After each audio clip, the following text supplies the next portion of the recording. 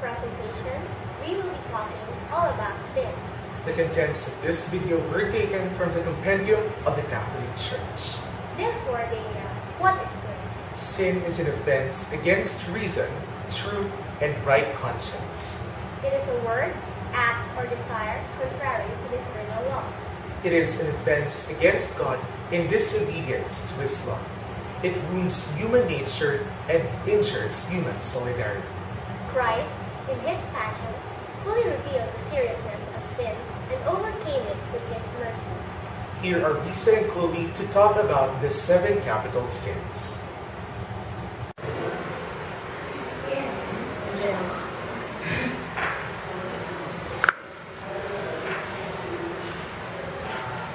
Capital sins are also called deadly sins. Capital comes from the Latin word caput, which means head. The 7 capital sins are from which all other sins originate. First one is pride. It is defined as self-assertion or selfishness. It is the mother of all sins. Second is the sin of avarice, also known as the sin of greed or covetousness. It is the inordinate desire for riches. Third one is envy. It is the resentment to others' happiness.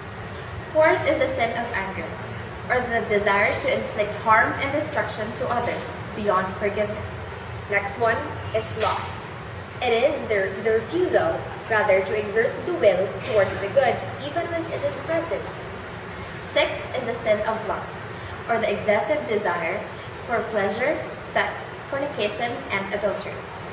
Last but not the least is gluttony. It is the inordinate consumption of worldly goods. Is there a variety of sins? There are a great many kinds of sins. They can be distinguished according to their object, or according to the virtues or commandments that they violate. They can directly concern God, neighbor, or ourselves. They can also be divided into sins of thought, of word, of deed, or of omission. So how does one distinguish sins according to their gravity? A distinction is made between mortal and venial sin. So when does one commit a mortal sin? A person commits a mortal sin when 3 things are simultaneously present: grave matter, full consent, and full knowledge. It destroys charity in us and disrupts sanctifying grace. If unrepented, a mortal sin can lead to eternal death in hell.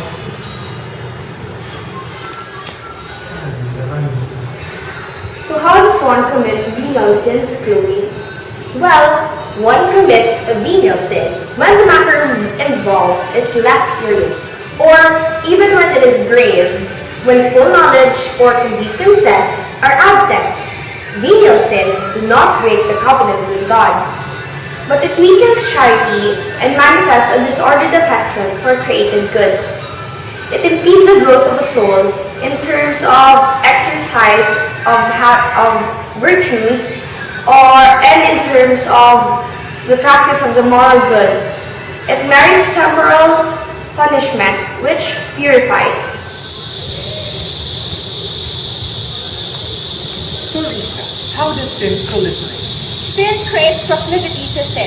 It engenders vice by the repetition of the same act. Vices are the opposite of virtue. They are perverse habits that darken the conscience and incline one to do evil.